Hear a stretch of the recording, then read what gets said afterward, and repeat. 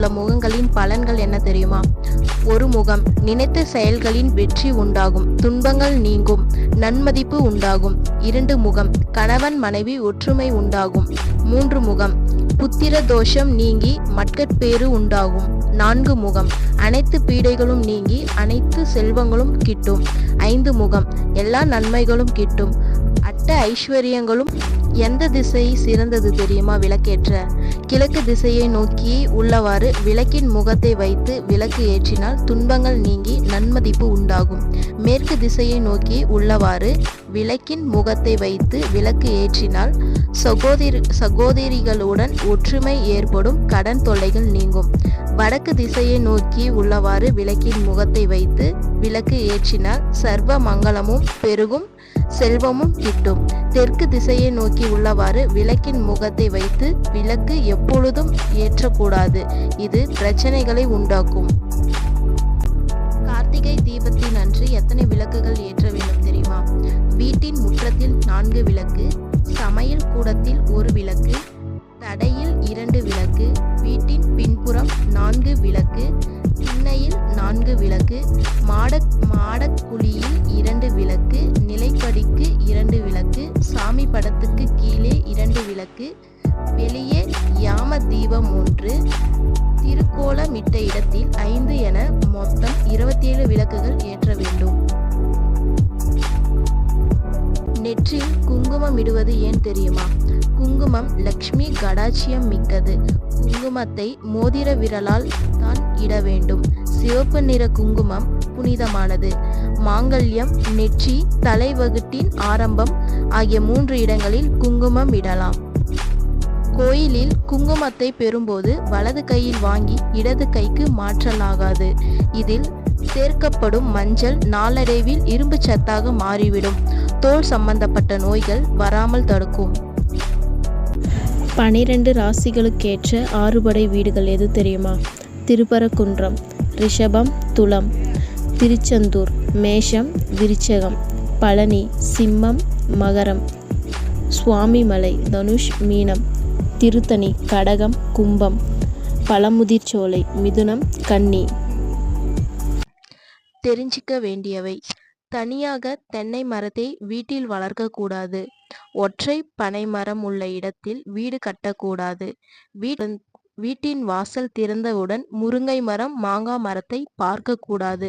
நன்றாக வளர்ந்த வேப்ப மரத்தை அதன் மீண்டும் வளராமல் வெட்டப்பட்டால் அந்த வீட்டில் உள்ள ஒற்றுமை, சந்தோஷம், ஆரோக்கியம் கெட்டுவிடும்.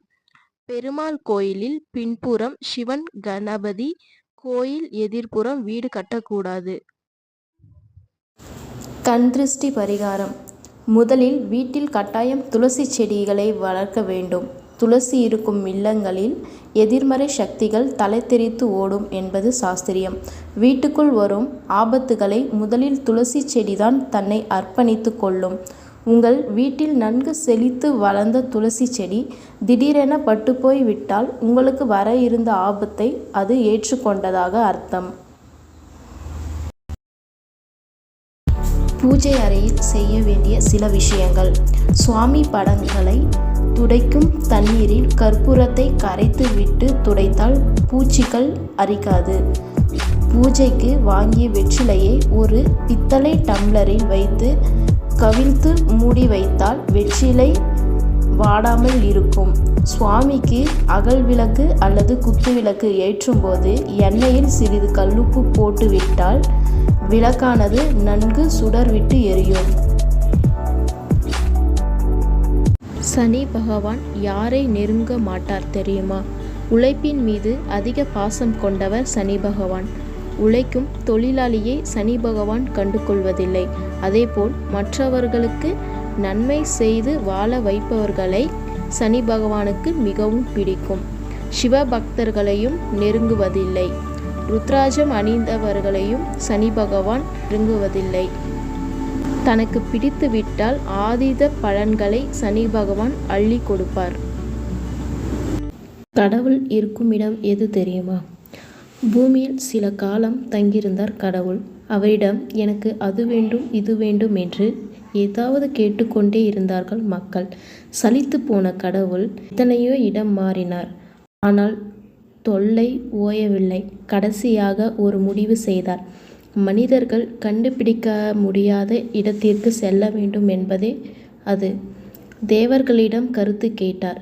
இமயமலைக்கு சென்று விடுங்கள் என்று சிலர், அங்கே மனிதர்கள் எளிதாக வந்துவிடுவார்களே என்று கூறினர். நிலாவுக்கு செல்லுங்கள் என்றார்கள் வேறு சில பேர். எப்படியாவது அங்கேயும் வந்து விடுவார்கள்.